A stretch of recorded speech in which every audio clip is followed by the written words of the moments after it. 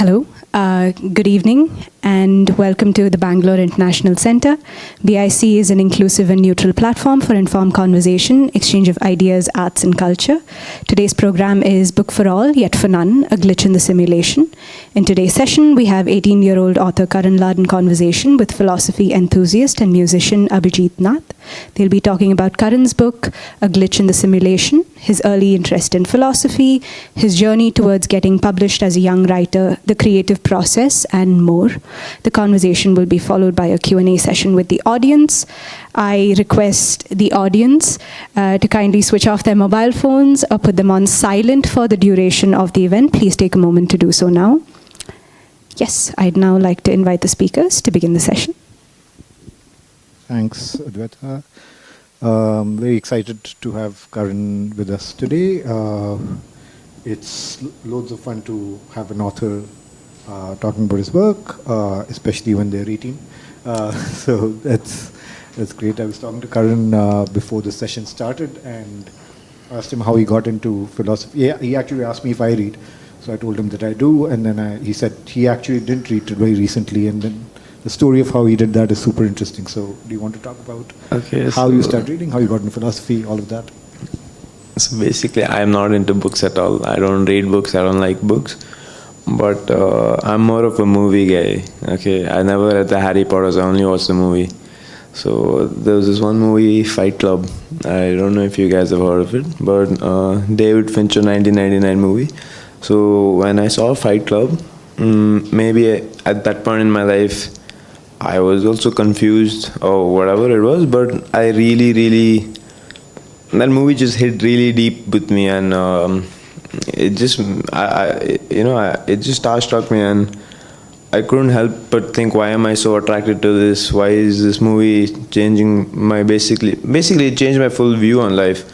So what I did was I used to go online, I used to watch analysis on Fight Club, the story, what the director thinks of it, what the author thinks of it. I read the book, and then in one of these videos I saw Friedrich Nietzsche's philosophy inspired by Fight Club, and then I started reading Friedrich Nietzsche, and from there it slowly went on to another, and that's where I got into philosophy, I think.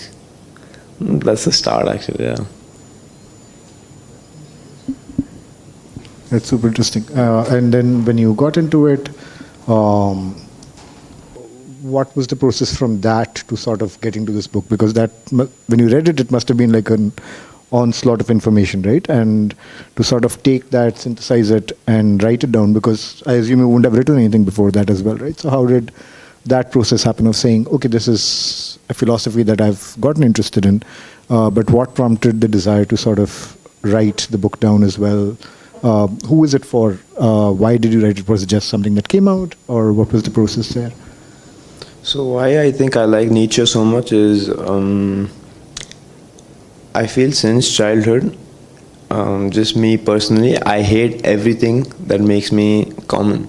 I don't like, I always want to do something to stand out. And Nietzsche's philosophy is all about being that one man above the herd, the Übermensch, the coming of the guy who stays above the crowd. So that's what really interested me. And to write this book, like, it was an onslaught of information, but it always is, like, from when I wrote the book, how much I knew, to now when I'm sitting and speaking to you now, I would probably contradict myself if I wrote another book in the same month. Okay, my thoughts are always changing. So this was what I used to do. I didn't have any timetable where I just sit and read. I just, if I was interested in the morning, I would get up and wake and read in the morning. If even late 2 a.m., 3 a.m., I'd just read. And then one day I was just with my friends, and we were just talking, and then out of no reason, just for no reason, I don't know why, I just suddenly got up and said, guys, I'm writing a book. In 8 months, I'll see you at my conference. And then now I've said it, so I have to keep the pride. Yeah. So I just started writing. I didn't learn from anywhere. I thought, if I'm going to write my book, I'm going to write it in my way. So I just picked up the pen and I just started writing. And I remember after I wrote the first chapter, I sent it to my dad. And my dad was the one who loved it. And if my dad likes something, I know I've done something great. If my dad has approved it, I know I've done something good. So from the time he approved it, I just went on writing, and then this is what came to be a butterfly. How long did it take? 8 months. 8 months? Yeah. I used to write in school, I used to write at home. Sure. I wouldn't study, I just teacher will be telling notes, I'll just be sitting and writing. Or I'll observe what's happening in class. Right. And I'll think of something and I'll write about it. So I used to do all that. Super interesting. And then, was publishing it complicated? Publishing, I didn't have much hand in publishing. I was more, my father, he took care of it most. My main problem was just to write it, to create something cohesive. Sure. And structure was a problem for me, so I had to change that more or less. And even grammar is a problem for me, spelling, grammar.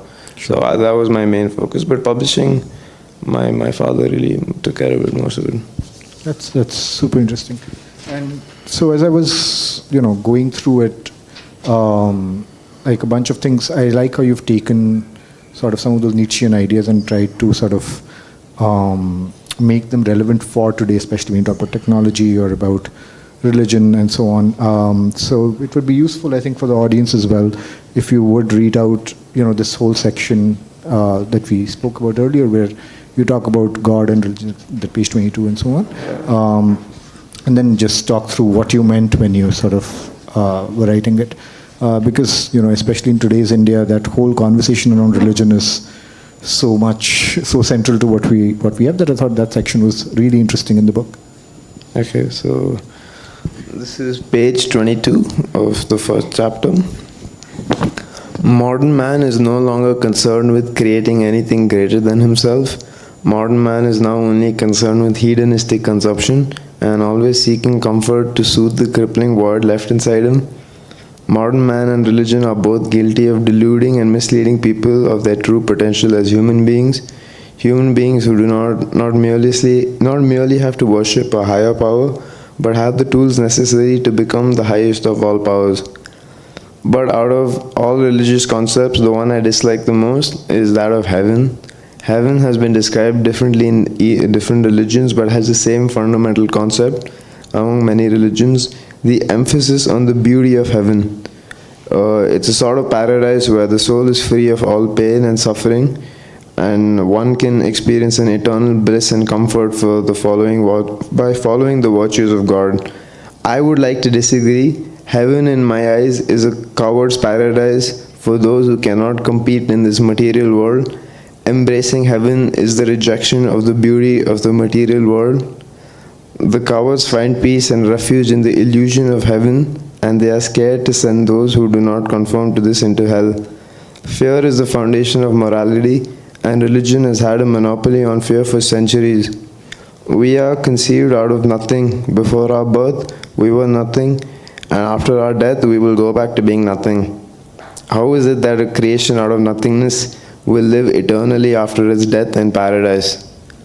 Amongst all the religions, I can regard Buddhism as the most. They do not have any supernatural creator nor destroyer. There is no blissful concept of heaven, and places a high value on self-discipline. However, the values preached in the religion are still weak. What if I were to tell you that enlightenment is just realizing that there is no such thing as enlightenment?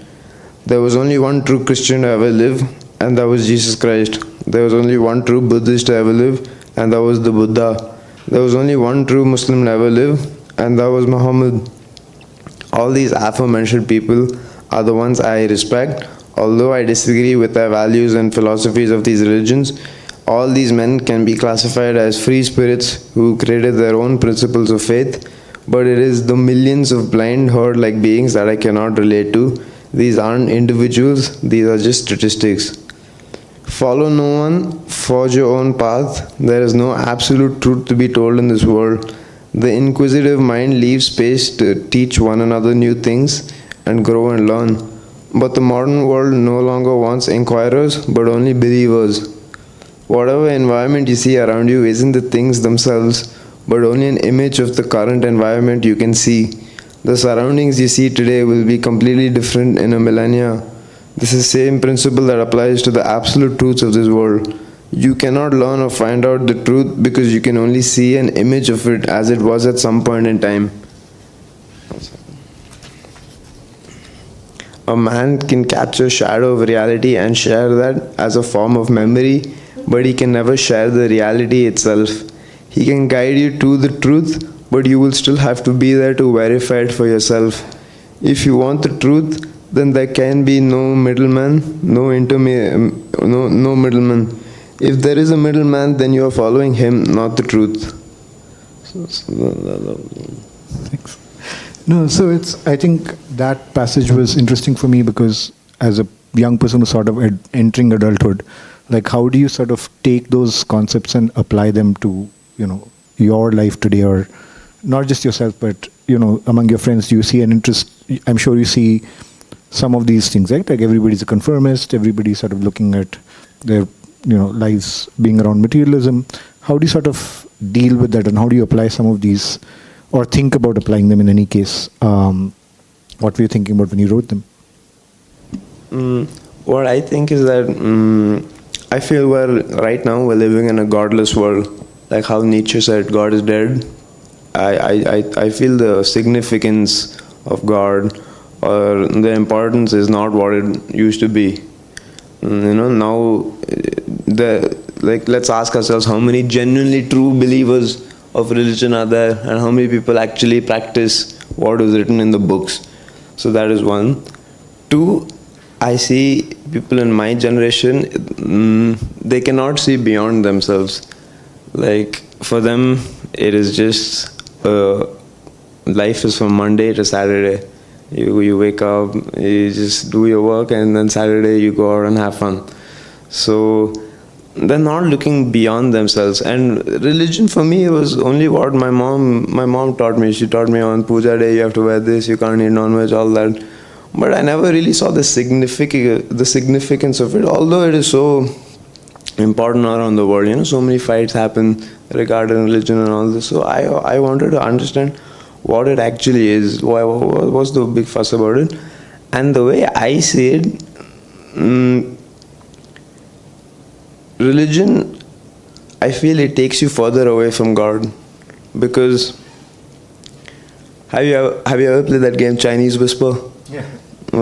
So when there's a person in the middle, there's always going to be stuff. Yeah, so there's a person in the middle. So I feel now there's a rise of atheism. Now we have science, so now we can prove that okay, maybe there isn't a guy in the sky or whatever it is. But regardless if God exists or he doesn't exist, humans are too imperfect to understand his message.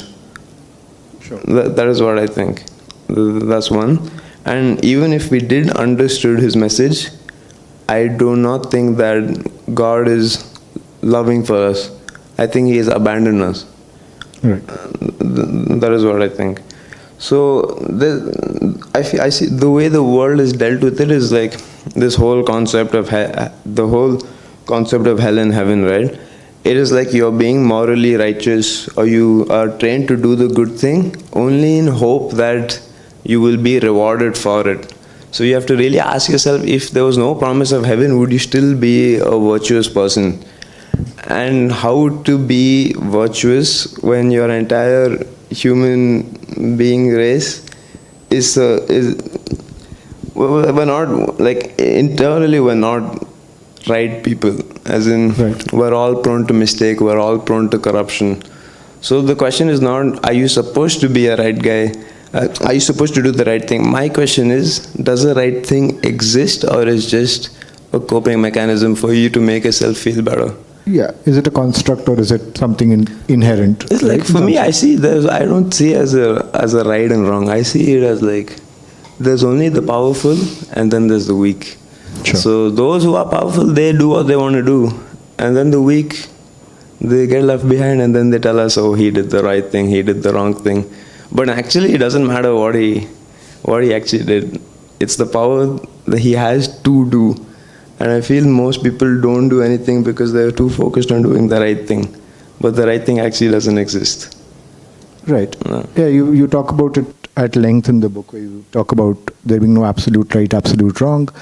And But then you also follow it up with this whole conversation about being virtuous, which you just mentioned, or being moral, right? So how do you sort of balance the two? Or because if there is no absolute right or wrong, then what does it mean to be moral, right? You're saying people have lost morality and people should aspire to a higher morality. But if there isn't an absolute, what is this higher being that you're, besides power, what is it that you're actually yourself aspiring to and sort of telling others to aspire to as well? So the way I see it, I think I see the world as an illusion. Everything around me is illusion. You're all not real to me. This place doesn't exist. This is all an illusion. It's happening in my head. I cannot control what you're going to say. I cannot control the weather. I cannot control your mind. I can't control anything. The only thing I can control is my mind. And the way I see it is that I have to free myself from all these illusions. The illusion that there's pressure on me, or what people think of me, or what is going to happen in 10 years. I have to forget all that. And in today's world, especially with all social media and everything, there is too much distraction, you know. These social media sites, they hire people to make you addicted to the app with the user interface, the swiping, it all changes your brain. So now actively the world is trying to make you a mind slave, basically. They're trying to addict you to your phone, so you stay normal, you stay where you are. Like, have you ever seen a time where you can sit at home for 6 hours and do nothing, but still your mind thinks that you've done something just from scrolling your phone? So that is what is happening now. And how you ask me, I would say virtues. Like, what I see happens most of the times now. Like, I'll give you an example. Violence. So the main thing, a lot of people say violence is a bad thing, that we shouldn't do it, right? But what I see, the people who say that violence is bad and they shouldn't do it are all people who are not capable of violence. And I don't think that's moral. Like, if I can't hit someone and I say it's wrong to hit someone, that doesn't become morally right. If I am capable of hurting you, but I choose to be peaceful, that is moral for me. You have to be capable to cause pain. Only then you can have the privilege to do right. But nowadays, it's just all words. We can't do anything, so we say, oh, we're good because we don't do anything. That's what I'm seeing nowadays. Got it. Interesting.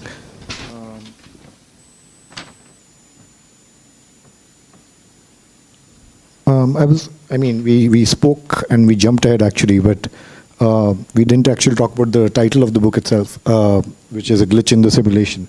So I would love to, hear where that thought came from, what it means in the context of all the philosophical stuff you've spoken about, and so on.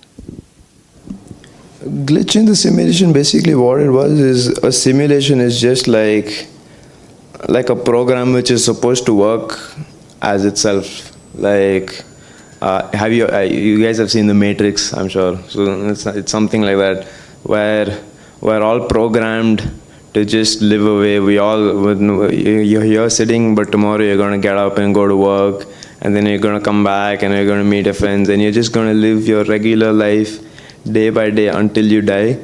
And a glitch in the simulation is me realizing that I am being programmed and my life has some greater significance than what society has shown me so far. So that's where the idea came from. The name, I just thought it was cool, but now I don't know if is that cool. Yeah, it is cool. And now that you mentioned The Matrix, it makes sense in context. So yeah, that's interesting. But actually, where you sort of, in the book where you talk about the simulation where there's conformism and there's no intellectual growth, that you need to find your truth and sort of be non-conformist, which you've spoken about even before. So that sort of works for individuals, or with, each individual can find that sort of truth to themselves, right? But how do you sort of abstract that to a society? Let's say there are 50 strong people, right, and 200 weak people in your definition of strong and weak. But the 50, of those 50, they have like 20 different views about things. How do you make society work? Is it hierarchical? I think it is hierarchical. Yeah. Like, fundamentally, not everyone can be a superhuman. Like, Sure. in Nietzsche's word, Übermensch, he means Superman, and not everyone can be the Superman. So, what my thinking was that fundamentally we can't change everyone's lives. For that 1% to shine, you have to have the 99%. For that one man to thrive, you're going to need 100 people to suffer. But society should be able to give a platform for that one great individual to come, and that one individual's responsibility becomes to transform the society at a higher level. So society gives a platform for that guy to be born, and that guy gives society a platform for them to become better. Sure. How does that work in practice, though? I mean, human history is littered with Napoleon. Sure. Someone like Napoleon. He came, he changed the face of France, he took over half of Europe. Someone like Julius Caesar. These type of people. For India, let's go Ambedkar. Someone like that, So these type of people. Now, very less now. Now everyone wants to be like everyone. Now because they're doing it, I'll also do it. No one wants to stand apart.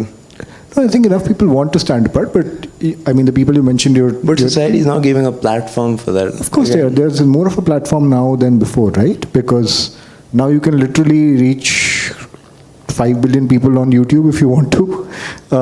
So it's quicker and easier to find a platform to reach people than it was ever before. No, it's easier to reach, but again, now there's a lot of problems for freedom of speech as well, no? Because there's a lot of platforms to say what you want to say, but will you be allowed to say what you actually want to say? Now there's so much cancel culture, this mob behavior. If you say one thing wrong, there's so many people to attack you. Or so many comedians, if they make any offensive joke, they're supposed to go to court and they have to. Sure. No, I see what you're saying. No, that's super interesting. Let's sort of go back to the book. I think there was another really interesting, similar discussion of God and the high man, which might be useful to sort of read out and then talk about post that, which also talks about the simulation bit that we just discussed. Which part? That 41. 41. Yeah.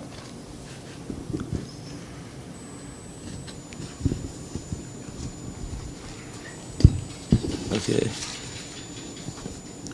I want us to value courage again, on healthy aggression again, because no longer can we speak our mind.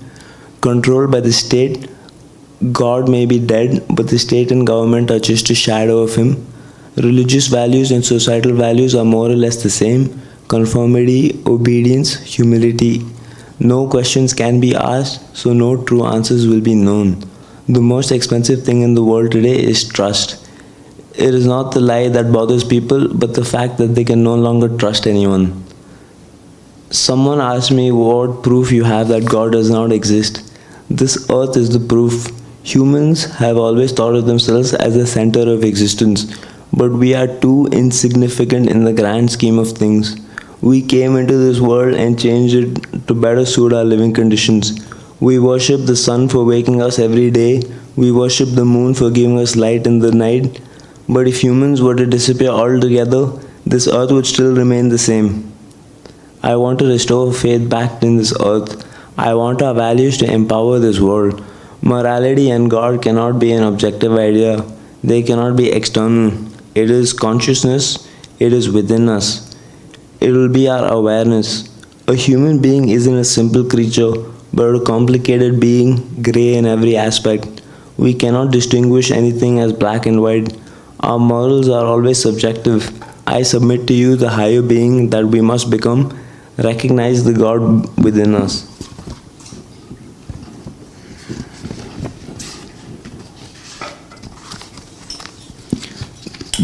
This God which I see does not force his morals onto others. This God is not rational. He isn't the rewarder or the punisher. We all wish for control over things we have no control over. But the first step to becoming closer to this God is to have control, not over others or one's surroundings, but control over oneself. The void inside man is something far superior. It has the energy and power to do anything. But we all live misguided. To be a God, we must learn to control the void. We are increasingly enslaved to the void in modern life. We must learn to control this void and look to guide it towards things that can actually provide us with meaning. There are biological, physiological, and psychological needs we all require. Humans have not only survived, but have sought to thrive in their surroundings. The self must be kept as something sacred. One's minds and thoughts must be kept sacred. The simulation must not have an influence on the mind. I feel more alone in a crowd of people than I feel alone in being alone. I am with the realest people when I am alone. Solitude is an avenue where I can explore myself, where I can dig deep into my psyche and understand the world. I wish to live as if I was a work of art, the greatest painting yet to be painted. Let my life be the greatest story yet to be told. And if there's anyone who could live up to my expectations, it would be me. And if there is anyone that will be my downfall, it shall be me. The greatness for me isn't someone who earns a lot of money or someone who is very intellectual. The greatest people aren't physically or intellectually superior. They are psychologically superior to all. We cannot be dogmatic in our approach to life. This world has more dogmas than human beings. When we dissect ourselves, we will realize that we're just a combination of necessities and desire. No ideology, no philosophy, and no religion will ever overpower necessity. Man's necessities are kept sacred. One must imagine themselves worthy enough to be a god.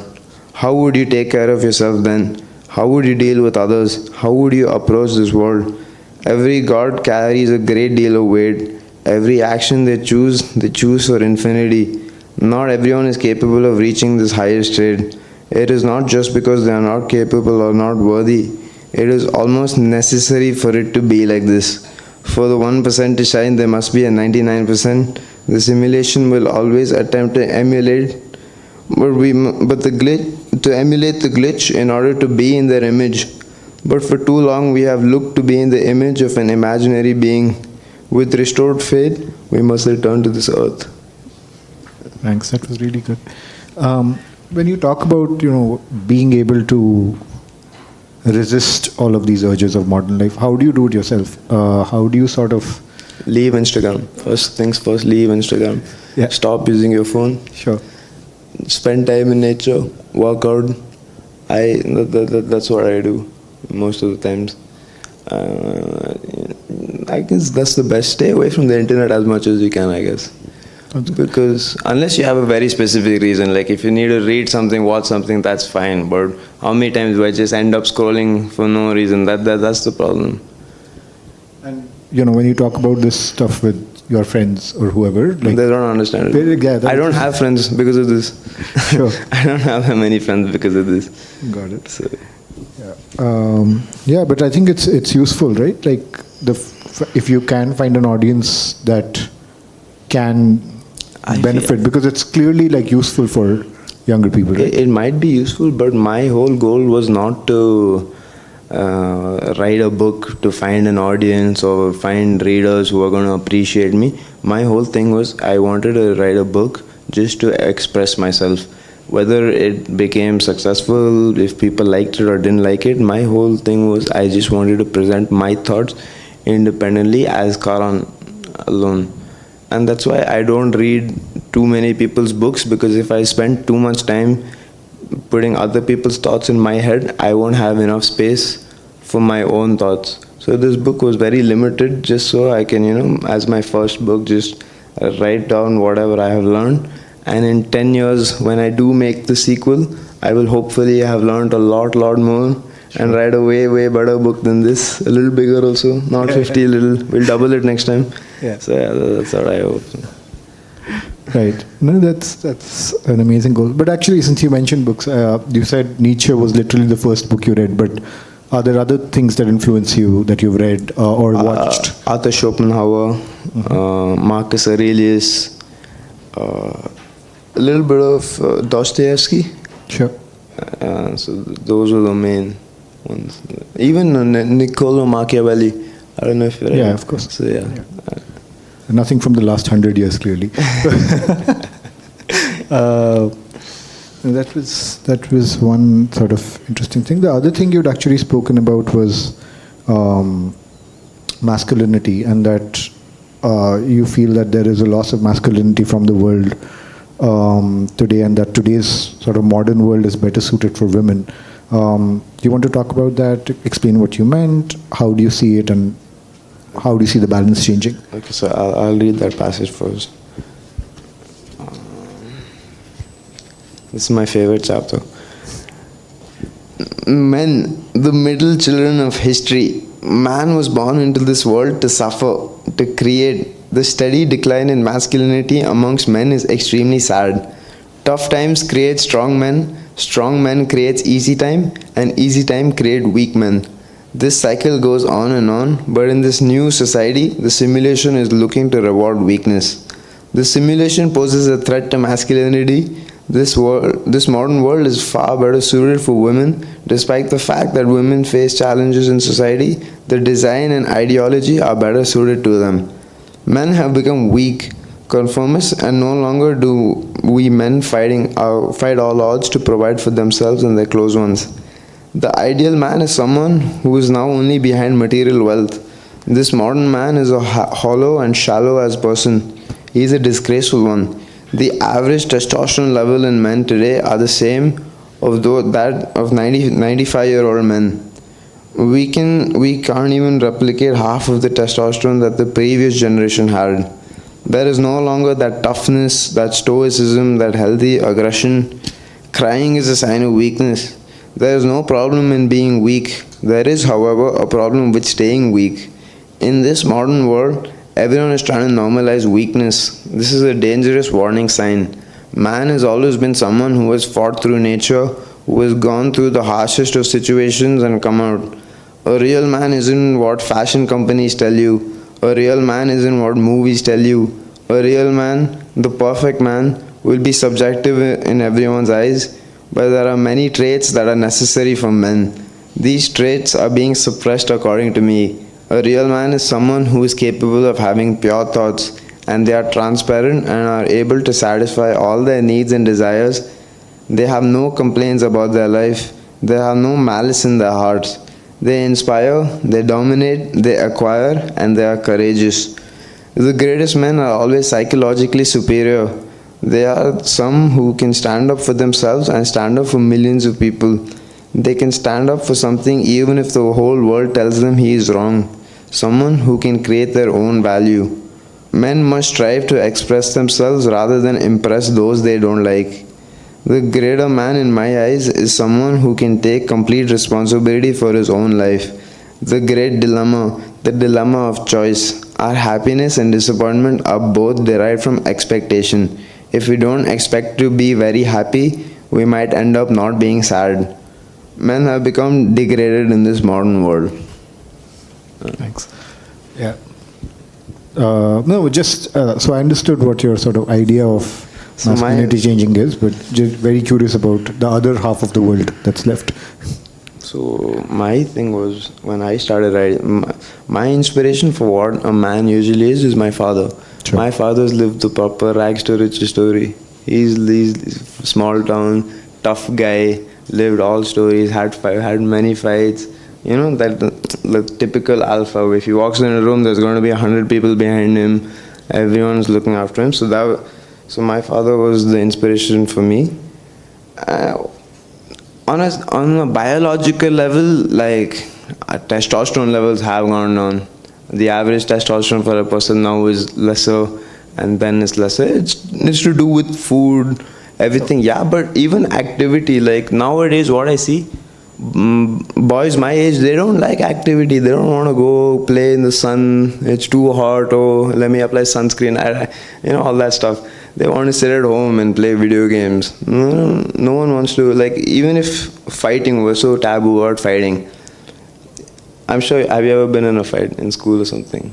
Yeah, so before it was like, okay, you have a problem with someone, you go sort it out. Now it's not sorting. Now you message someone on some social media and you talk about it, but you never confront it.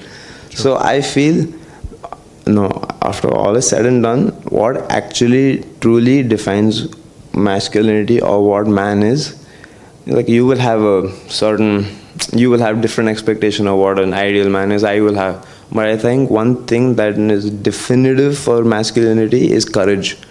And I think courage to stand up against whatever, to stand up for yourself or to stand up for someone else or to stand up what you think is right. I think that is what defines masculinity, and now courage is being suppressed by higher society is what I think. Interesting. Oh, that's super interesting. Yeah, I think that was all the stuff I wanted to talk about from the book.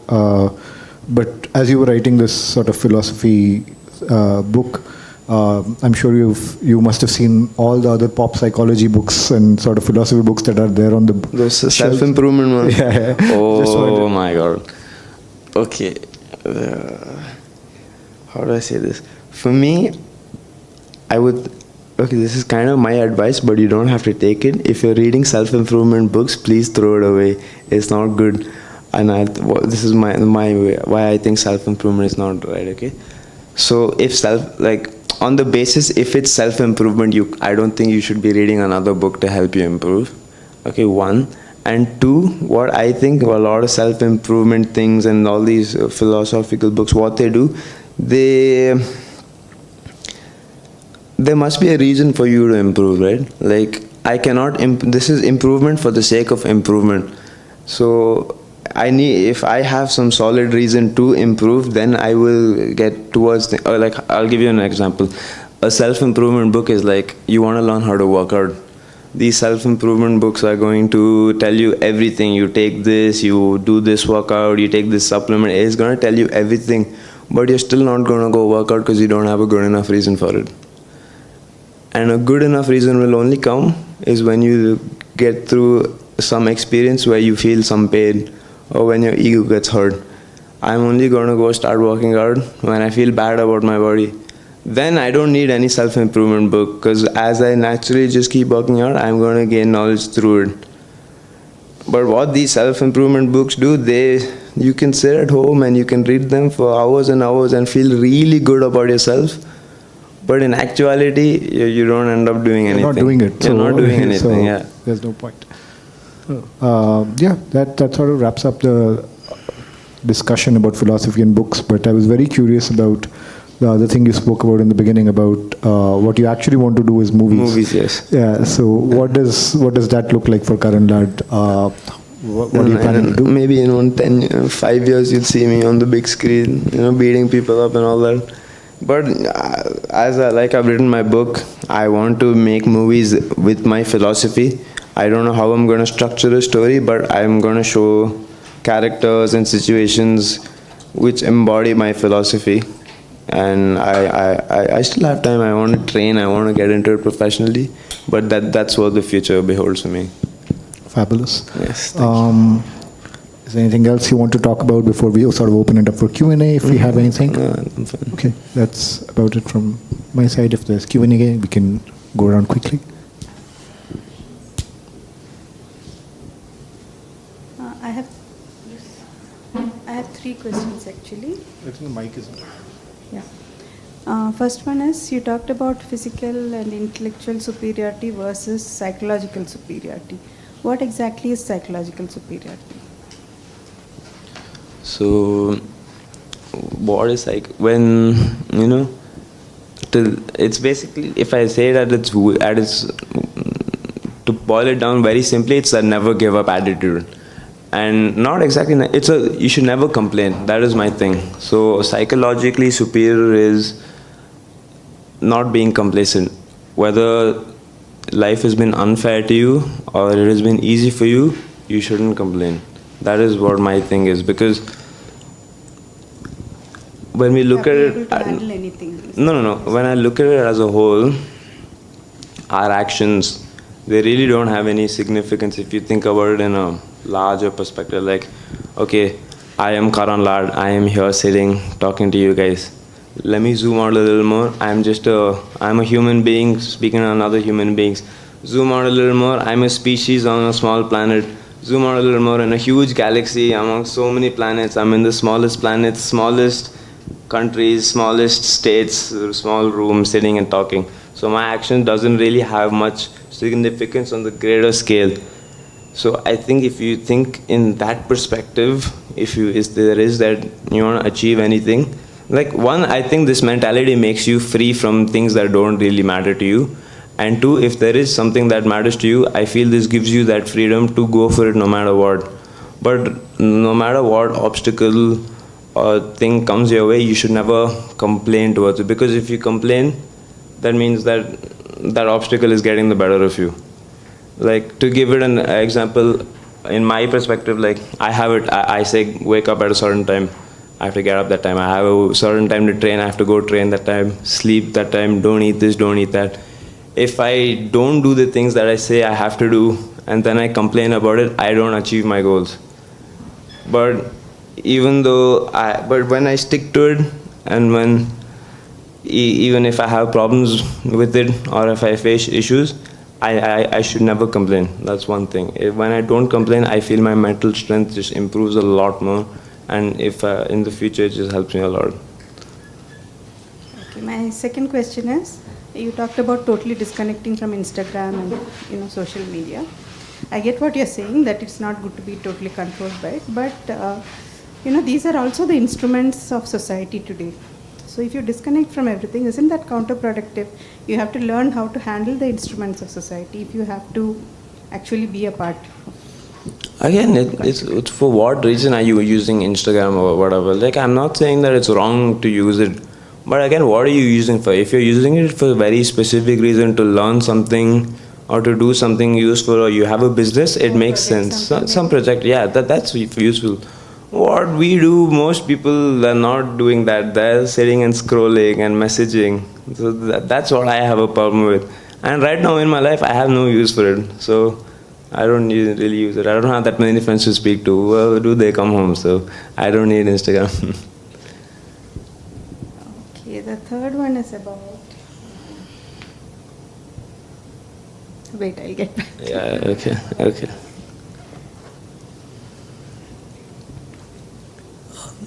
Karan Lad, right? Yes. Wonderful to see a young person like you writing a book. Thank you. At that age, to think of things which normal kids of your age would not be thinking of. That itself is an impressive act. Thank you. And, very bold, and putting your thoughts out to the world and to yourself, more importantly to yourself. Yes. I think it's a great starting process for your learning, and a journey of discovery for yourself, actually, Thank you. I congratulate you for that, and on your journey, I hope you achieve your, progress. Thank you so much. And I think as you rightly said, I think to live in this world, you got to go through rules of the game here, Yeah. That, of course, is inevitable, because you got to survive, you got to earn a living, you got to, all these are part of. Yeah. But I think as long as we are able to also keep a perspective beyond that, what is the purpose of your life, for example, is a question. I mean, if you ask questions, Yeah. I think lead you to right answers. And I think discovering the answers from within and based on your experiences, I think a wonderful thing to do. I think no answer will be satisfactory. Yeah. You get an answer today, you want more. You buy a car today, you want a bigger car tomorrow. No, what I'm saying is making questions to yourself. Yeah. These, I think, that's good. Yeah. Inquiry based, and basically you are then trying to learn. I mean, there's a lot of content all around, actually. There's phenomenal amount of content which is there. So there are a lot of content which actually can help us progress towards a larger perspective. Yes. For example, we can argue whether we are materially, of course we are materially oriented when we're living in the world, but is there something beyond? What is the kind of, and is there a difference between religion and spirituality, for example?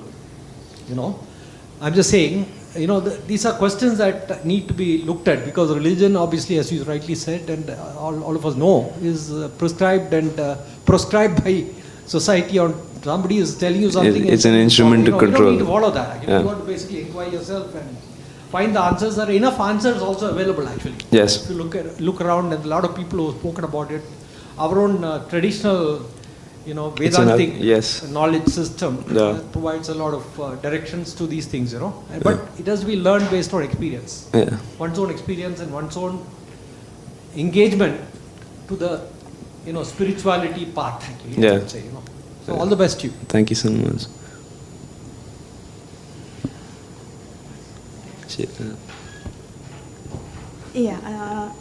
You connect masculinity with courage. Yeah. What is your idea of feminine courage? It exists, right? Feminine courage. This is a tricky question. I'm not going to answer this one. I don't want to get in trouble. It is something, I'm sure you must have seen some examples at least of feminine courage. So what is your idea of it? Feminine courage? It doesn't exist. No, give me an example. I'm not understanding feminine courage. What do you mean by feminine courage? I think it's something you should experience yourself. Okay. We'll leave it there. When I do experience it, I'll tell you about it. Yes. Just a question. You mentioned about a man losing, ability to think boldly and things like that, right? Do you mean, when you say man, you mean man and woman, or? No, I just mean human being. Human being. Yeah. Okay, that's good. Yes. Okay, I think. So I have a question. Cool. So you're quite young, and there are a million ways to be wrong, right? How do you think about you have a bunch of assumptions, you have a bunch of ideas, right? How do you hedge against being wrong? By not want.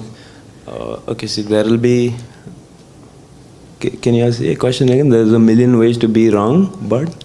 Right, because there are a million ways to get things wrong, right? We have a very limited view of what's reality, and we can, we are mostly blind people feeling the elephant, right? Okay. So, we gain a lot of confidence because we have felt a part of the elephant, and right. So how do you, I think it's better to be wrong than right, because if you are wrong once, you learn 10 times more than what you were if you got it right the first time.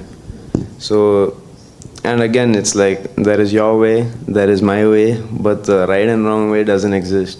And no matter what way I pick or you pick, I will find something to say that you're doing this wrong, and you will find something in me to say that I'm doing something wrong.